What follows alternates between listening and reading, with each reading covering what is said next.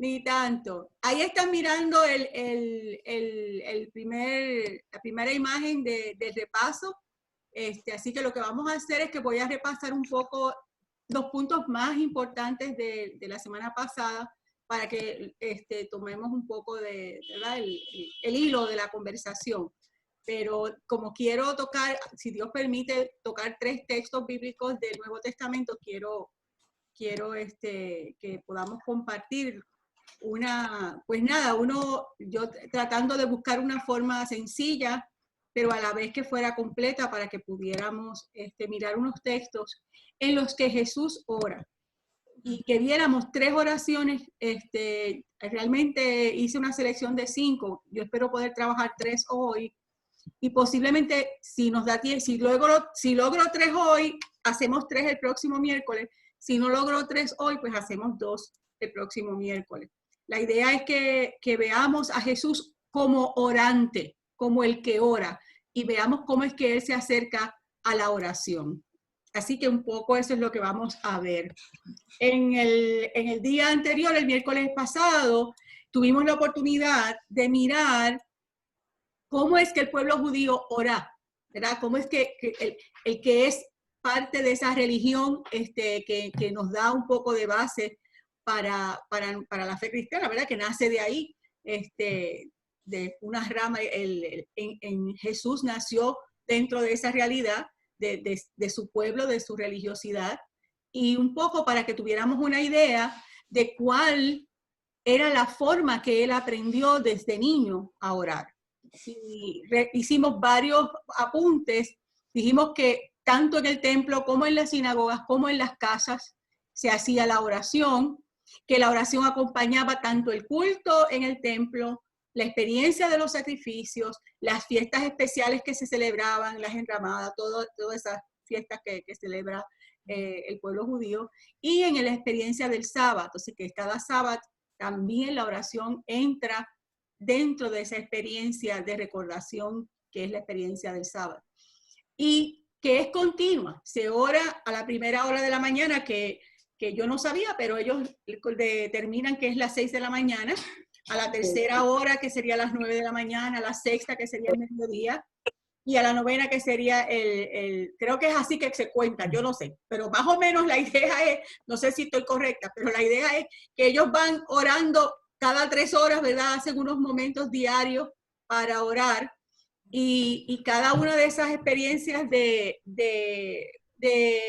detenerse es donde usted esté.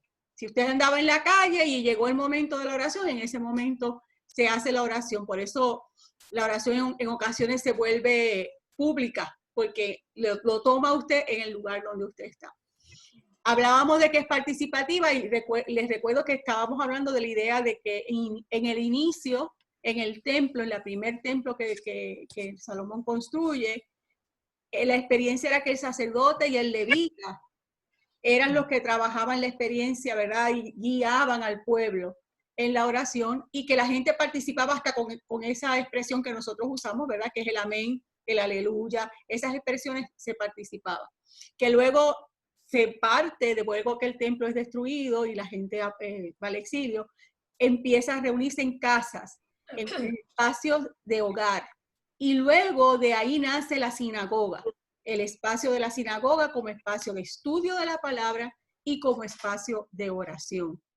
Y de ahí entonces se sigue desarrollando, los rabinos empiezan a desarrollar toda una experiencia, que eso no se los dije la otra vez, pero se lo comento, porque es algo más técnico, ¿verdad? Pero es lo que se llama la Torá oral. Ellos le llaman la Torá oral a todo lo que esos rabinos fueron desarrollando con todas esas oraciones que se iban haciendo inicialmente espontáneamente y luego escritas, ¿verdad? Después van repitiéndose y repitiéndose hasta que forman lo que ellos llaman la Torá oral, que es como un complemento de la Torá escrita. ¿Se acuerdan que el pastor nos dijo que estaba el Pentateuco, estaban los profetas, los libros históricos, y que todo eso era el compendio de la Torá escrita? Pues esas oraciones que se usan en el culto se convirtieron en la Torá oral. Así que ambas se complementan. Es bueno decir que para ellos el templo y la experiencia de la sinagoga llegaron a ser complementarias, no son experiencias desarticuladas, sino que son experiencias que se complementan. Y hablábamos de que es participativa porque a medida que fue abriéndose el espacio en la sinagoga, la gente fue participando, al punto de que si usted llegaba a la sinagoga, como hizo Jesús en un momento dado, recuerdan que él fue el que tomó el libro, y él fue el que habló, y él fue el que explicó la escritura. Así que asimismo la gente empezó a participar más de la oración. Pero ciertamente la oración en el pueblo judío tiene un formato que en cierta medida está determinado. Casi todas las oraciones empiezan con bendito sea Señor Jehová. Tienen un formato de cómo debe ser la oración. Aún así, hay un espacio para la oración libre, ¿verdad? La oración que está libre o más espontánea fuera de esas fórmulas que se utilizan para orar. Decíamos que es tanto obligatoria o facultativa, o sea, que todo el mundo está obligado a orar, pero a la misma vez tenemos la facultad de decidir orar, ¿verdad? Se abre ese espacio también. Que es individual, porque cada individuo, cada persona puede acercarse a Dios en una oración desde sí mismo, ¿verdad? Pero que es comunitaria en el sentido de que la oración individual continúa la oración comunitaria. Cuando el salmista ora para su súplica personal, está orando también para que esa misma salvación y esa liberación llegue al pueblo. No es una oración desvinculada de la comunidad. Si el pueblo está sufriendo opresión, si el pueblo está sufriendo injusticia, la está sufriendo la persona, pero también ora con el pueblo en mente, con la comunidad en mente. Y es pública y privada porque puede darse dentro de la experiencia de nuestro hogar, como la experiencia tal vez de alabanza, de gratitud por los alimentos que hacemos continuamente o que ellos hacían continuamente. Si se sentaban a la mesa, daban gracias por lo que estaban comiendo. Si al levantarse damos gracias por el sol, por la luna, porque el Señor estuvo, porque gracias porque dormí. Toda esa experiencia de vida está vinculada a la oración. Nunca está desarticulada. Cualquier acción humana para ellos está vinculada a un acto de oración. Y terminamos entonces con el comentario que ustedes mismos hicieron, si mal yo no recuerdo, ustedes mismos lo trajeron, y creo que fue la hermana Silvia quien lo trajo, es que es oración del corazón. Se espera que el que ora desde su corazón al Dios que lo escucha desde el corazón. Es este vínculo que no desatiende lo emocional, que no desatiende lo físico, sino que atiende a toda nuestra realidad que puede ser puesta delante de Dios. Y esa experiencia que hemos dicho es la experiencia donde Jesús crece con ese sentido de lo que es la oración. Les comentaba que el miércoles anterior que dicen los que se han sentado a contar que hay al menos 85 oraciones en la Biblia, sin contar las oraciones que los salmos recopilan. Y como les había comentado, el pueblo judío incluye en su oración la bendición que tanto va de Dios pidiendo la bendición de Dios para nosotros, como para nosotros pedir la bendición para otros, como para nosotros bendecir a Dios, reconociendo quién es Él, cuál es su gracia y su poder entre nosotros, su realidad de que es Dios Todopoderoso. Así que esa expresión de la bendición siempre está en el espacio de la oración. Siempre hay un elemento de confesión de pecado del pueblo y del individuo. Siempre hay un espacio de intercesión donde se solicita la intervención de Dios en las diferentes circunstancias de la comunidad. Y siempre hay la súplica, la petición o el ruego, pero siempre está bajo esa bendición que Dios da. Primero se bendice y después se pide en el espacio del pueblo judío. Para el pueblo judío, la bendición va antes que nada, esa expresión de alabanza, de gratitud, de reconocer a Dios, eso está sobre cualquier asunto que nosotros queramos tratar en la oración.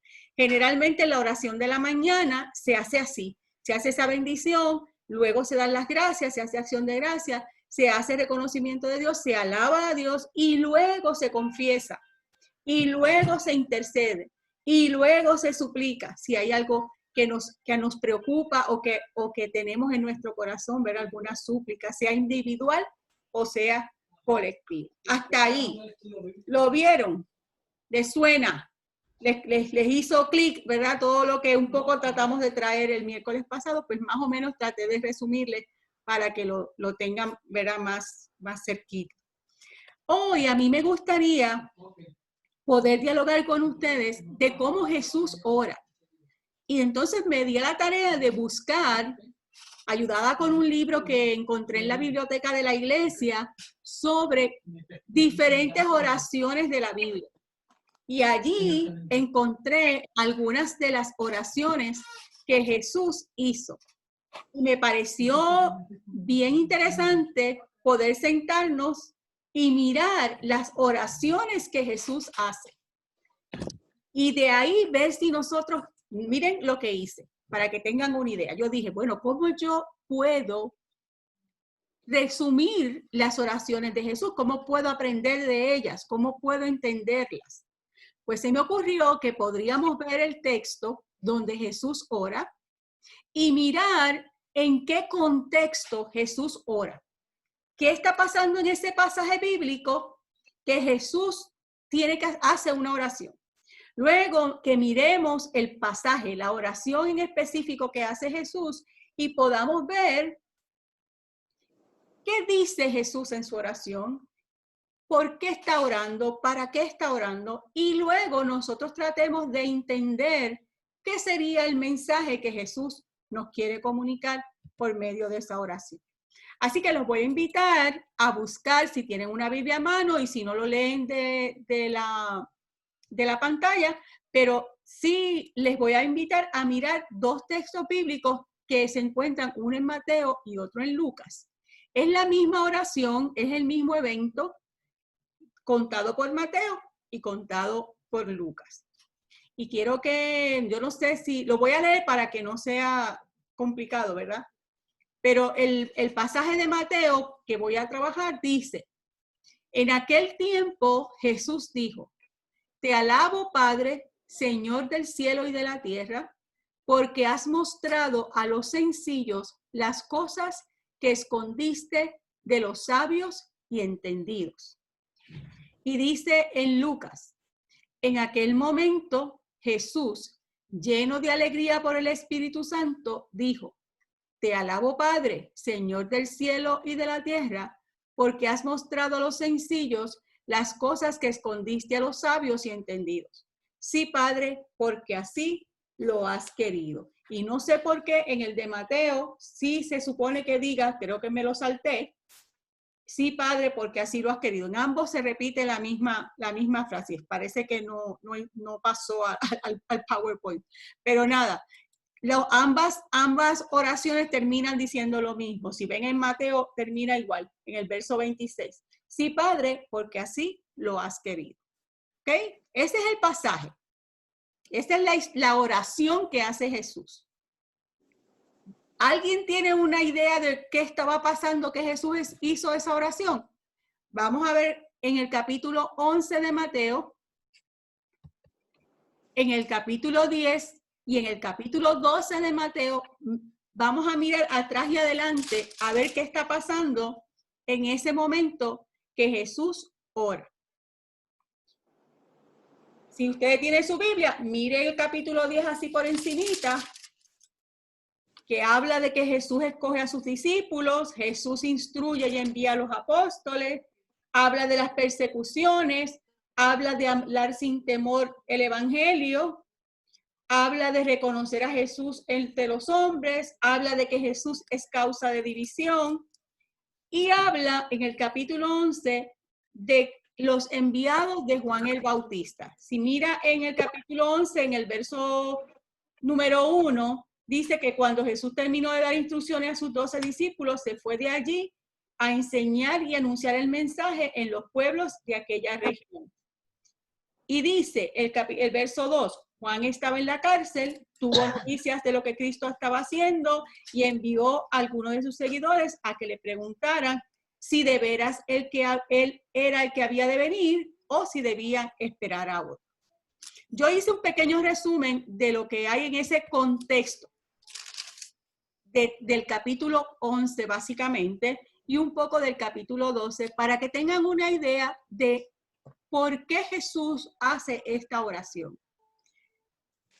Antes de que entremos a lo que dice particularmente la oración.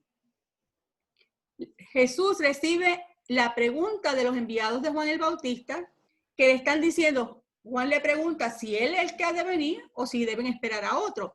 Y en ese sentido, ¿de qué está esperando él que les responda? ¿De qué se está preocupando Juan? ¿Alguien tiene alguna idea de qué Juan se preocupa? ¿Cuál es la pregunta de Juan? Si debías, ¿quién es ese que ha de venir? ¿A qué se refiere? Mesías. El Mesías. Así que él está preguntándole a Jesús, ¿tú eres el Mesías o debo esperar que alguien más venga?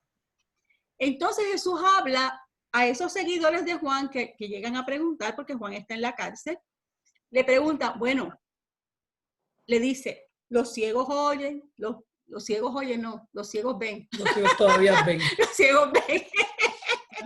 Los sordos oyen, los cojos caminan, los presos son libertados y es anunciado el año agradable del Señor, ¿verdad? Lo que recuerdan recuerdan el pasaje cuando Jesús habla en la sinagoga de que toma del evangelio del libro de Isaías. Así que le habla de los milagros y las señales y el anuncio del reino que está ocurriendo y que la sabiduría de Dios se demuestra por esos resultados.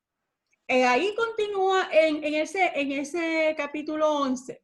Se continúa hablando entonces cómo Jesús habla de unas ciudades. Y si usted se fija en el verso, déjame ver si lo cojo aquí, se los puedo, en el 20. En el verso 20, entonces Jesús habla sobre unas ciudades que él ha hecho milagros en esas ciudades. Y estas ciudades dice que son Corazín, Betsaida.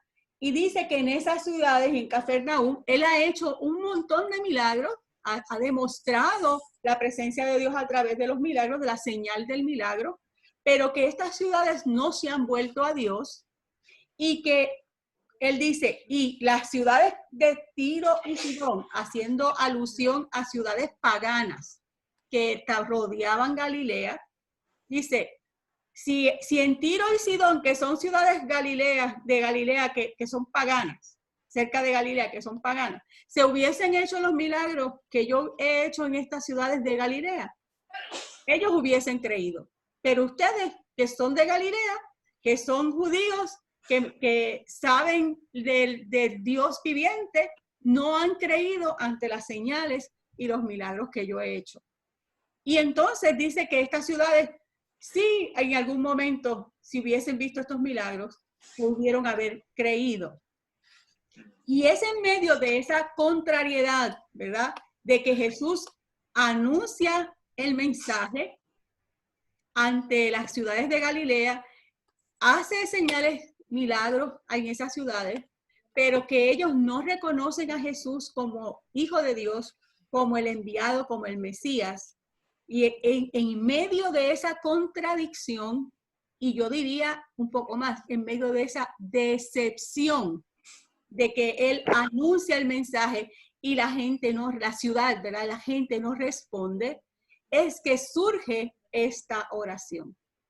Esta oración de gratitud, porque realmente, y de alabanza, donde dice que los sencillos son los que han recibido el mensaje, los inteligentes, los sabios, los que eran ¿verdad? Las personas que se esperaba que conocieran, esos no lo han recibido. Y entonces en ese capítulo 11 termina hablando de Jesús hablando de algo que a nosotros nos gusta mucho, ¿verdad?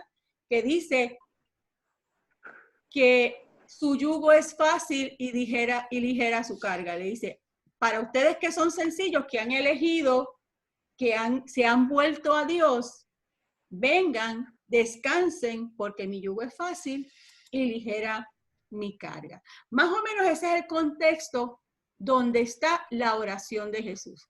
En esa contradicción de que la gente a la que él anuncia el mensaje no responde, están viendo los milagros, pero no los aceptan y no aceptan volverse a Dios, no vuelven a Dios, sino que en vez de aceptar, los rechazan.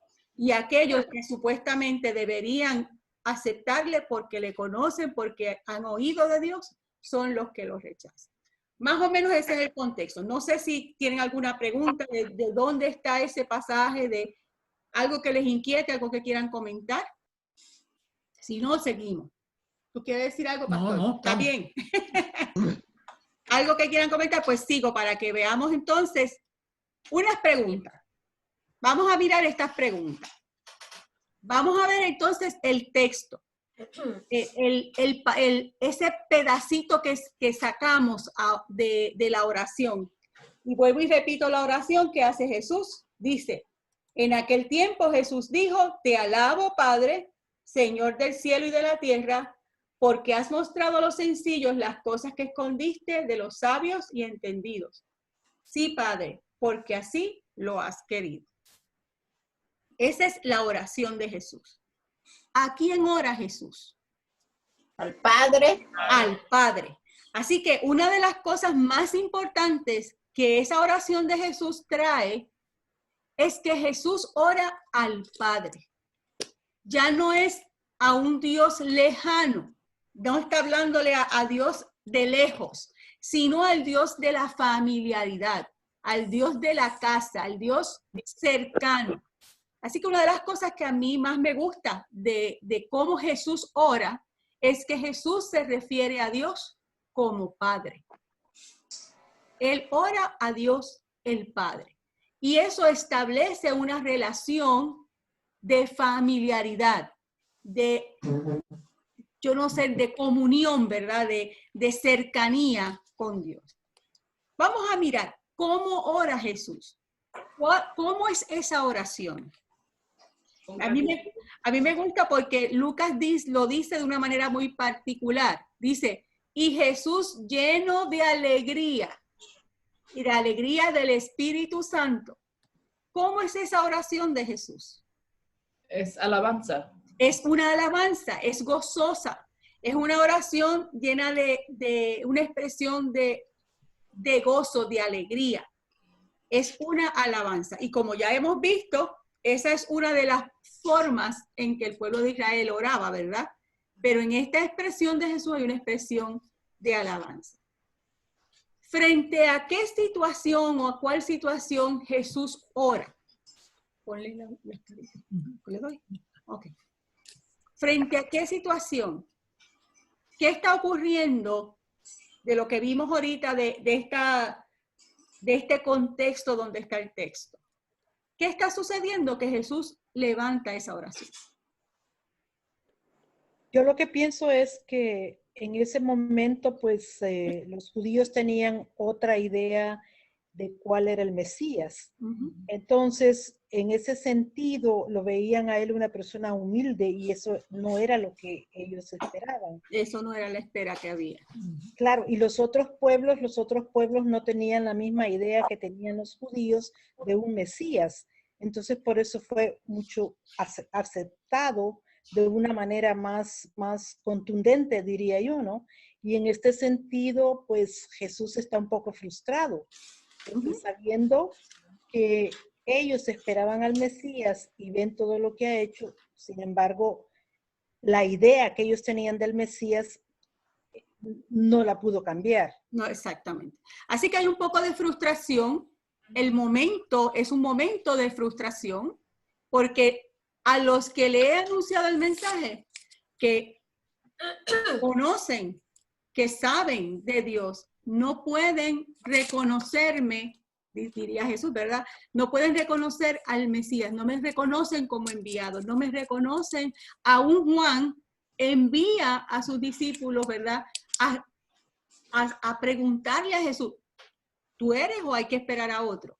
Aún esa dinámica del discípulo, ¿verdad? De Juan como quien anunció a Jesús previamente, vuelve en Juan, tal vez por la situación de que él estaba en la cárcel, tal vez porque ese Mesías iba a liberar a los cautivos, ¿verdad? A los presos, y Juan permanecía en cárcel, ¿verdad? Tal vez esa dinámica de que Juan está preso le hace pensar, bueno, si es el Mesías, pues que me libere, ¿verdad? Que se resuelva todo este asunto. Así que un poco de frustración tal vez porque no hay una respuesta tampoco adecuada al mensaje de Jesús. Yo pensaba que yo veía un poco también la experiencia de contradicción, de que Jesús dice, porque has mostrado a los sencillos las cosas que escondiste a los sabios y entendidos. ¿Quién serán esos sencillos para Jesús? Las personas que estaban abiertas a un nuevo mensaje. Posiblemente. En Lucas parece que refiere a los 70. Ajá. Los 70 que manda. Ajá. Pareja. Sí, como sí. Es un poco, no es tan claro. No es muy claro, pero la conexión viene de los que aceptaron el mensaje de los que él envía, que posiblemente son la gente menos importante de la sociedad, quizás son la gente, el pueblo, ¿verdad? Que la gente que ha recibido los milagros, que son la gente que tal vez más enferma estaba, más necesitada estaba. El pueblo humilde y los más pobres que solamente dependían de la misericordia de Dios. Ellos podían ver eso. Los sabios estaban en otra onda. Estaban en otra línea de pensamiento. Los sabios y los entendidos, que ¿quién podría ser? Pues los fariseos, los sacerdotes, las autoridades del pueblo. Así que esa gente que posiblemente, pues, había en Israel este concepto de que el fariseo, del escriba, del levita, del sacerdote, eran los que entendían. Exactamente, los que entendían la ley, los que la ponían en práctica, los que la conocían al dedillo, esos eran las personas a las cuales pues había que aceptar, o que eran los que debían aceptar, pero ellos eran precisamente quienes rechazaban a Jesús. Cuando vemos las palabras de los sencillos, es importante siempre recordar en el libro de Mateo las bienaventuranzas, porque realmente en muchas ocasiones esos sencillos realmente son los que se refiere Jesús al inicio de su ministerio en Mateo, con la bienaventuranza. Bienaventuranza son los perseguidos, los pobres, los necesitados, los que lloran. Eso es el concepto posiblemente de los sencillos que habla Jesús. Y un poco se ve en los versos siguientes, porque cuando él habla de vengan a mí todos los que están cansados de sus trabajos, realmente de quienes está hablando es de la gente que está en esa situación de precariedad, de escasez, de dificultad, de opresión. Así que a ellos es a quien realmente él se goza en que haya sido revelado el mensaje. En el Evangelio de Mateo hay un elemento también del que el reino está oculto y que hay que ir a descubrirlo, a buscarlo. Esta idea, ¿verdad?, de que el reino está escondido y que después en las parábolas del reino, ustedes saben que de la perla, que hay que desenterrar, este concepto, ¿verdad?, de ir a buscar y a encontrar el reino. Pero me llama también mucho la atención de que en medio de esa contrariedad, de esa no aceptación del mensaje, Jesús da gracias. Jesús alaba. Y se fija en aquello que sí hay y no en aquello que falta. En vez de decir una oración de condenación a los entendidos y a los sabios y a los conocedores, su oración es una oración de alabanza por los que han creído. Y en vez de ser una oración de maldición, ¿verdad? De que malditos sean estos que no han aceptado el mensaje, es al contrario, una oración que mira a los sencillos y alaba a Dios por ellos. Y eso nos lleva a ese final de la oración que dice, así Padre, porque así lo has querido. ¿Qué les hace pensar este final de la oración de Jesús? Porque así lo has querido. Es la voluntad de Dios y uno lo tiene que aceptar. Hay un elemento de la voluntad de Dios. Hay un elemento de sí, Padre. Ese sí, Padre, a mí me suena tan afirmativo y tan contundente. Sí, así es. Es como esa tranquilidad, pienso yo, esa paz que hay en él de confiar en que esa voluntad de Dios se cumple en medio de esa situación. ¿Alguien iba a decir algo? Yo también, yo Ajá. creo que también esa frase, porque así lo has querido, es que era la intención de Dios de exaltar a los sencillos. Exactamente. A los pobres, a los prisioneros, a los enfermos, a los ciegos. Esa era la intención de Dios. Sí. Que los primeros iban a ser postreros y los postreros iban a ser los primeros. Exactamente. Así que esta dinámica de nuestro Dios de mirar, de traer el mensaje, de traer la buena noticia a los pobres, a los sencillos, a los pequeños de la tierra, a los necesitados, a quienes realmente habían sido excluidos. Ese mensaje, esa intención de Dios, esa misión de Jesús se cumple en esa acción. Y eso trae regocijo, aunque está en medio de la contrariedad, en medio de la decepción o de la frustración que podría aparecer. Bien, ¿alguna pregunta, algo más antes que pasemos a algo que quiero que vean? Es importante, yo creo que a veces ese final es más que todo, a mí me gusta porque en cierta medida Jesús está diciendo, este no es mi proyecto, este es el proyecto de mi Padre, de mi Dios. Y eso lo podemos ver después, eso se ve en otros textos igual.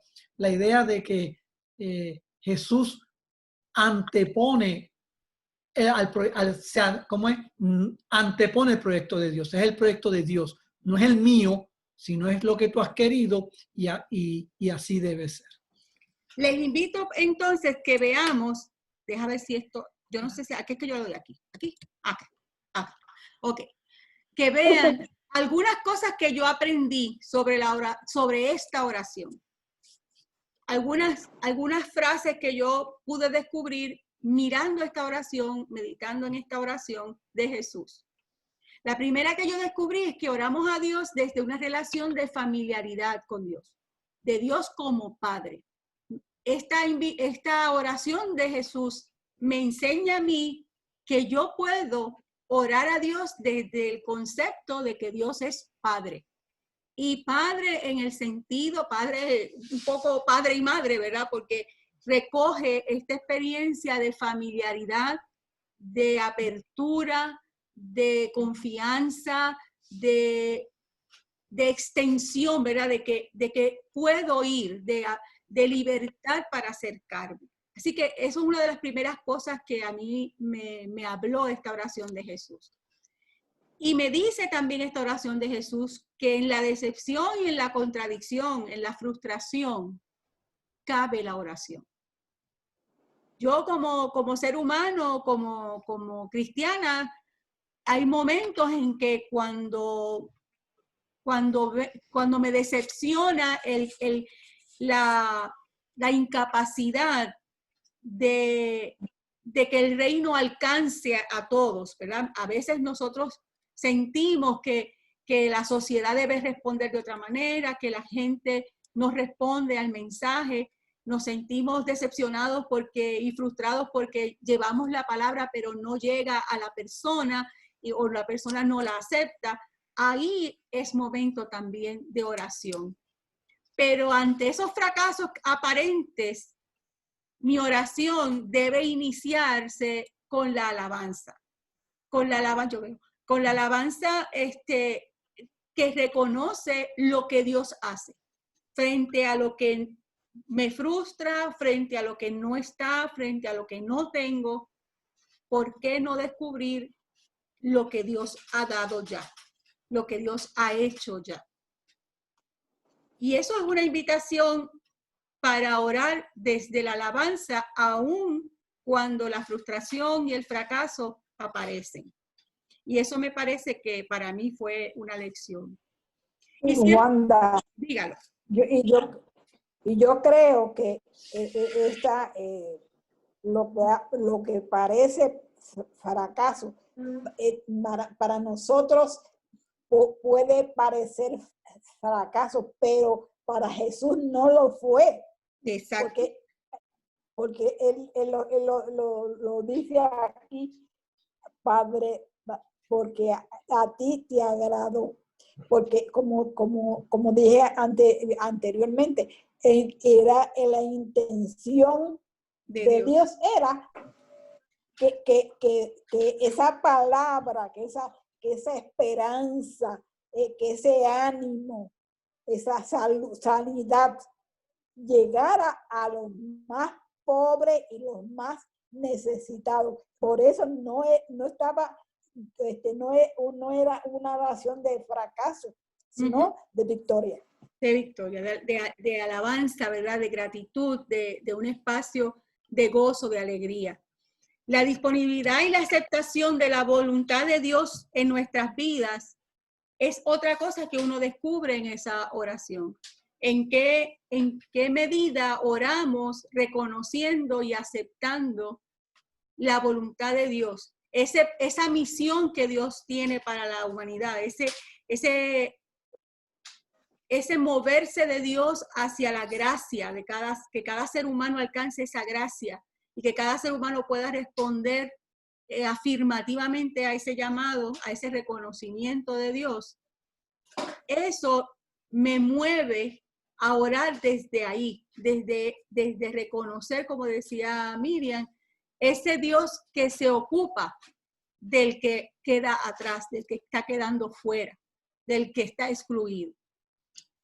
¿Alguna otra cosa más que ustedes hayan descubierto en esa oración de Jesús que nos ayude a nosotros a orar? ¿Algo más que quieran comentar antes que pase? Yo creo que me da tiempo a mirar un poquito el siguiente pasaje. ¿Algo más que quieran comentar? Ok, pues me los llevo a pasear a otro pasaje. A ver si, adiós, aquí. ¿Aquí? No quiere. ¿Qué fue? Ahora. Okay. Ahí. Y el siguiente pasaje que quiero que miremos es otra oración que Jesús hace en un momento muy particular y se encuentra en el Evangelio de Juan, en el capítulo 11. Y es algo bien conocido porque es el evento de la resurrección de Lázaro, donde Jesús hace una oración en un momento muy crucial. Yo voy a tratar lo voy a comentar con ustedes porque ya son casi las 8 y no quiero pasarme mucho del tiempo.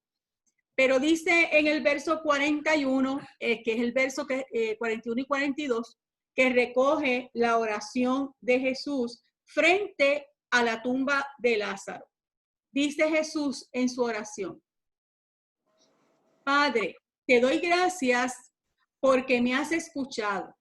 Yo sé que siempre me escuchas, pero lo digo por el bien de esta gente que está aquí, para que crean que tú me has enviado.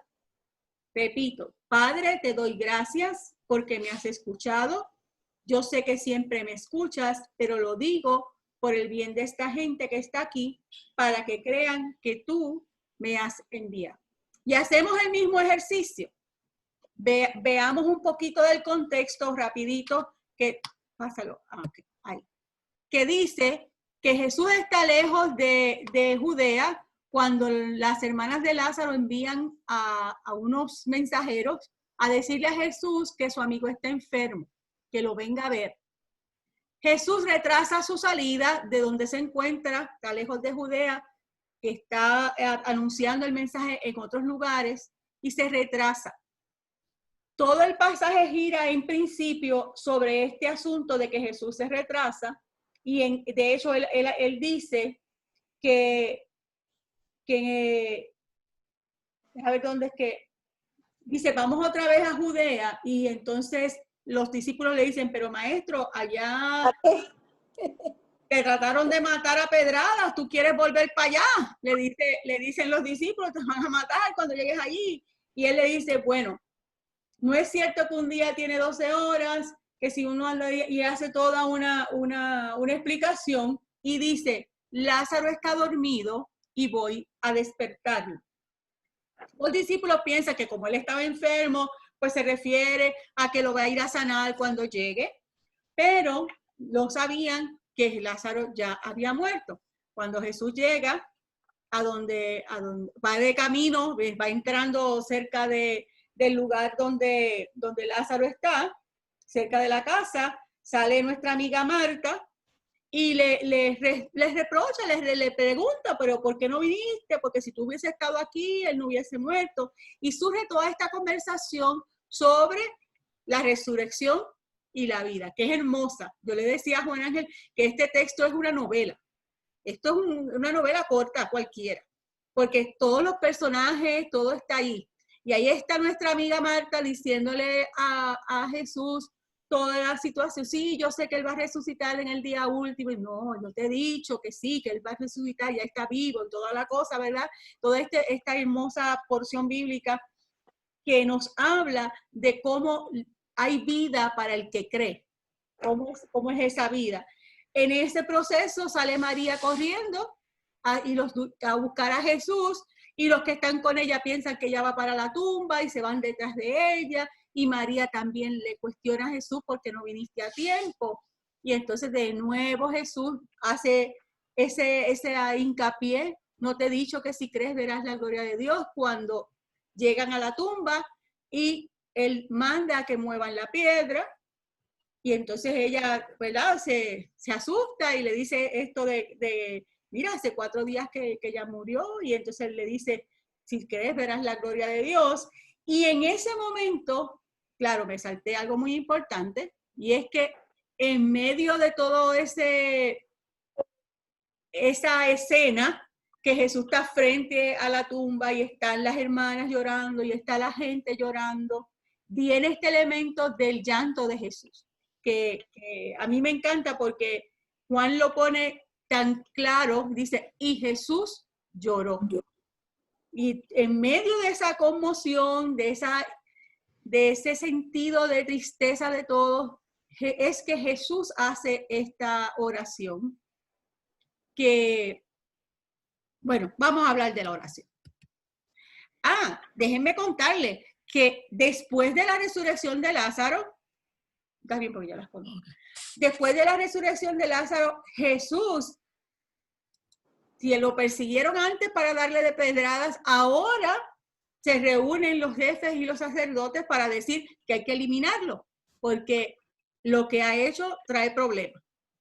Y entonces, no tan solo eso, sino que quieren también, hacen una conspiración para eliminar a Lázaro, porque el asunto de que Lázaro esté resucitado es una señal de la obra de Jesús. Así que toda esta acción de la resurrección de Lázaro está en medio de toda una cadena de eventos que llegan a la muerte de Jesús en cruz. Así que esta oración está en medio de la conmoción del amor por el amigo, por las amigas, por estas mujeres y este hombre que eran hermanos y amigos de Jesús, por lo que dice el pasaje, y en medio de una persecución y una conspiración contra Jesús por las señales que hace por parte de las autoridades judías, los sacerdotes, y por parte de las autoridades romanas, que es a donde termina esa persecución y esa conspiración. De nuevo, hagámonos las mismas preguntas. ¿A quién ora Jesús nuevamente? Al Padre. Vuelve a decirse exactamente la visión de que Jesús ve a Dios como Padre. ¿Cómo ora Jesús? ¿Cómo es esta oración? Igual, Afirmativa. Es una oración afirmativa. Afirmativa, contundente, Sí. clara y específica. Te doy gracias porque me has escuchado. No porque me vas a escuchar, es porque ya me escuchaste. Y no tan solo ya me escuchaste, dice, siempre me escuchas. Siempre me escuchas. Y que yo no sé, es tan impactante poder sentir que cuando nosotros oramos, siempre nos escucha. Hay que hacernos esa pregunta, pero esa la vemos ahorita. Y de nuevo, ¿cuál es la situación en la que ora Jesús? ¿Ante qué situación se encuentra? Una situación triste. Tristeza. porque Lázaro todavía está muerto. Hay muerte. Es una situación de muerte, de tristeza, De dolor. de dolor, de la conmoción emocional. Decía hermana Rosa que no la escuché. Usted decía algo, hermana Rosa, no la oí. Oh, dolor y frustración. Y frustración, porque el amigo, ¿verdad? Tan amado, está muerto. Pero es bien interesante porque hay un sentido comunitario también.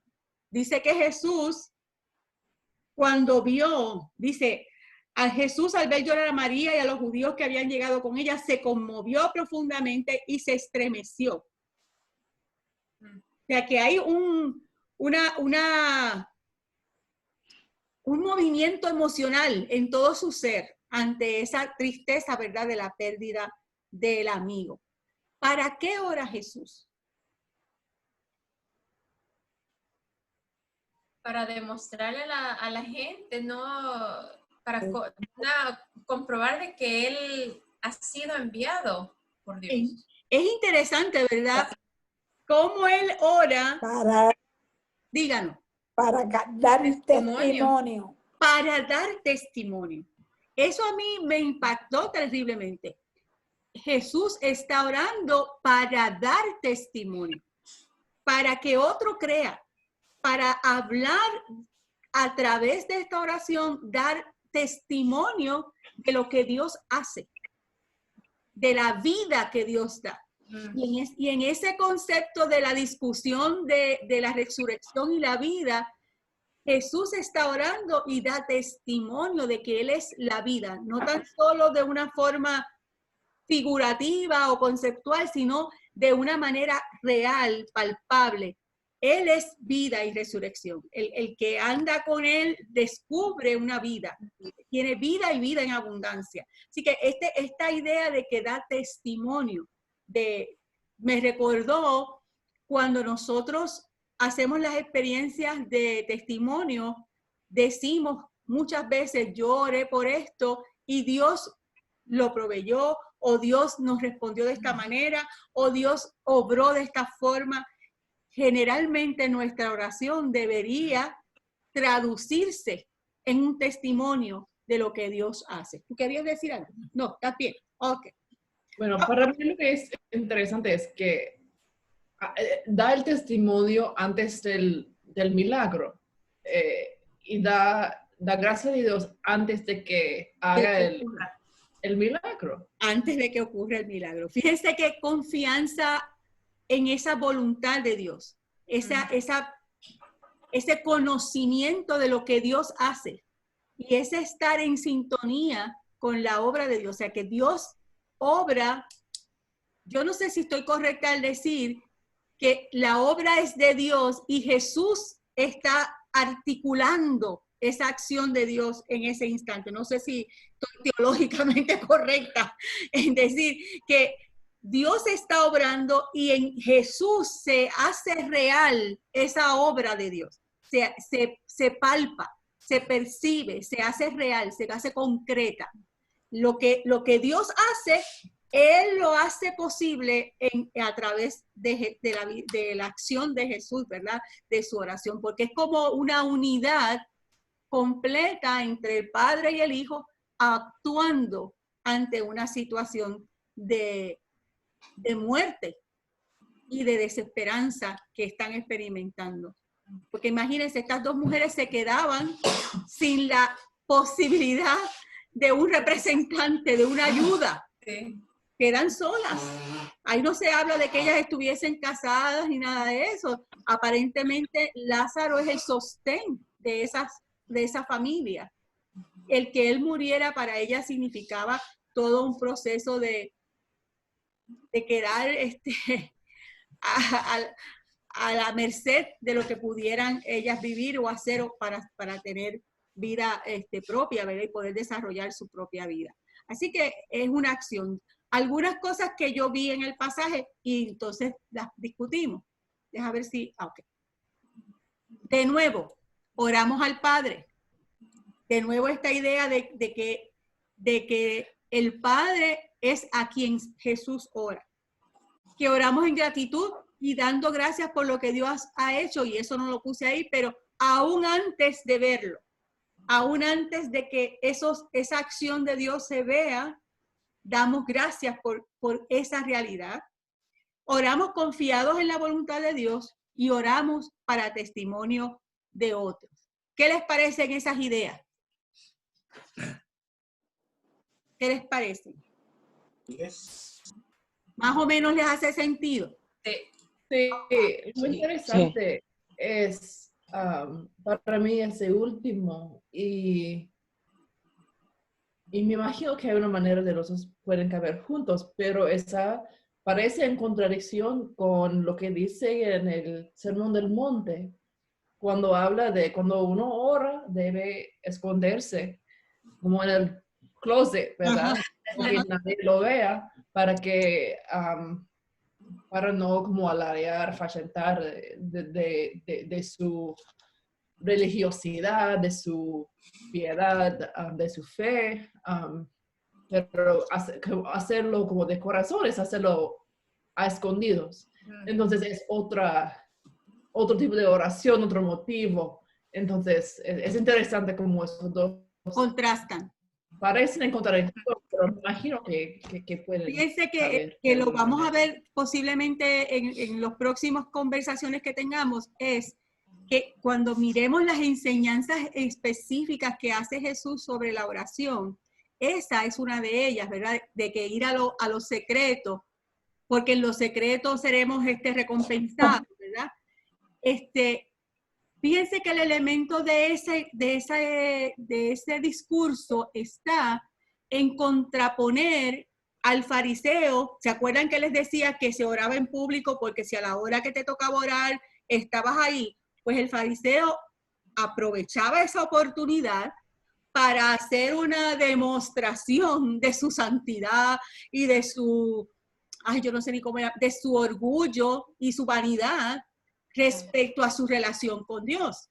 Y usaba su espiritualidad para humillar a otros, para un poco sobresalir y humillar a quienes no eran como él. Y entonces, ante esa contradicción, Jesús dice, ese que está orando en público, que está resaltando su capacidad espiritual o su alto conocimiento, ya tiene en ello su recompensa. Ya con eso, si eso es lo que buscaba, ya eso lo recompensa. Tú mejor busca, lo que decía un poco Silvia la otra vez, en tu corazón, en tu interioridad, el encuentro con Dios. Hay gente que habla un poco de que los secretos no es tan solo el espacio físico, sino el espacio espiritual, el personal, donde yo me acerco a Dios desde quien soy, sin pretender ser algo más de lo que yo debería ser. Que tal vez por eso Jesús trata de traer esa dicotomía. Recuerden que ese pasaje también está en esta sección del Sermón del Monte, donde están esas frases que Jesús usa, que dicen, pero yo os digo, en donde Jesús pone lo que la ley decía y lo que los fariseos decían frente a su nueva visión de lo que él dice y cómo él se acerca a esa ley, cómo él se acerca a esos principios que debemos seguir. Así que Jesús le da como yo siempre digo como una torcedura, como que le da una vuelta y como que nos lleva a otro lugar, porque definitivamente la oración pública y abierta en él ha estado, porque lo tenemos en dos ejemplos a él orando abiertamente. Ciertamente Jesús tenía sus momentos de oración en secreto. Y uno de los, no los tengo cerca ahora, pero por ejemplo, si usted va a Marcos 1:35, me parece, déjenme buscarlo para leérselo antes de terminar. Si usted va a Marcos 1:35, él dice, de madrugada, cuando todavía estaba oscuro, Jesús se levantó y salió de la ciudad para ir a orar a un lugar solitario. Así que esa experiencia en Jesús está presente. Tanto de la experiencia de orar en secreto, de moverse, de alejarse para la oración, de estar solo orando, al igual que esa experiencia de la oración pública y abierta. Pero, Catherine, me encanta porque esa oración pública se convierte en testimonio. Y eso es lo que la contrapone a la oración del fariseo. No es una oración vanidosa de que mira mi espiritualidad y las muchas palabras bonitas que yo uso cuando oro, sino que es testimonio de lo que Dios hace. Es para que otros crean. Es para que tú al escucharla puedas creer. Así que esas dos dimensiones están en la oración de Jesús. ¿Algo más que quieran comentar? Bueno, yo solo pienso, y pensando en mi propio comportamiento como pastora, que hay que ser un poco cognizante y tener cuidado, porque a veces es difícil para, yo creo, una misma, distinguir entre agregar palabras y palabras para demostrar qué tan bonito hablo y dar testimonio. Y yo creo que para una persona escuchando puede pensar, ay, eso está... subiendo, hablando palabras que... Sí, yo siento que estoy dando testimonio, pero sí, no sé, es sabio. Es interesante lo que traes porque a mí me sucede, no sé si cuando uno lleva muchos años en el evangelio, le surge a uno que lo mandan a orar y uno tiende a buscar palabras a principio palabras bonitas, porque uno está orando en público. De domingo. Ajá. Y Palabras de domingo. Palabras de domingo. Uno sale a buscar las palabras del domingo, es verdad. Pero después que uno va madurando en la fe, uno se va dando cuenta que uno cuando lo mandan a orar en público, realmente uno lo que debe estar pensando es cómo recojo las preocupaciones y las intenciones de la gente con la que estoy reunida en mi oración y cómo esa oración puede dar testimonio a otros de lo que Dios puede hacer en nuestras vidas o de lo que Dios hace en nuestras vidas. Así que es un buen detalle para ayudarnos a nosotros a sentirnos más calmados, más cómodos en el momento que nos levantamos a orar en público, porque oramos para testimonio de otros y oramos desde nuestro corazón, desde nuestra mente, pero a la misma vez desde la comunidad donde nosotros estamos orando o desde la que dirigimos o guiamos en oración. Bien, ¿algo más que quieran comentar antes de finalizar? Mira quién está ahí. Sí. CJ. Hola, CJ. CJ. ¿Algo más que queramos comentar? ¿Qué les parece? ¿Llevan algo pensado para la próxima vez que tengan que orar en público? Y llevamos algo un poco... Yo, esta idea de que yo quisiera que proponerles que sigamos pensando en cómo es que nuestra oración debe ser desde la perspectiva de orar, porque Jesús en todas sus oraciones las empieza Padre. Todas las que vamos a ver, y les digo, las busqué una por una, y que las oraciones de Jesús empiezan diciendo Padre. ¿Qué impacto tiene eso sobre mi vida de oración? De orar al Padre. Al Padre Madre, ¿verdad? Porque nosotros sabemos que son características, ¿verdad? Similares. Denle pensamiento a eso esta semana. Mediten en eso, yo lo voy a hacer también. ¿Qué nueva visión me da a mí orar a Dios que es Padre? Pastor, te dejo a ti.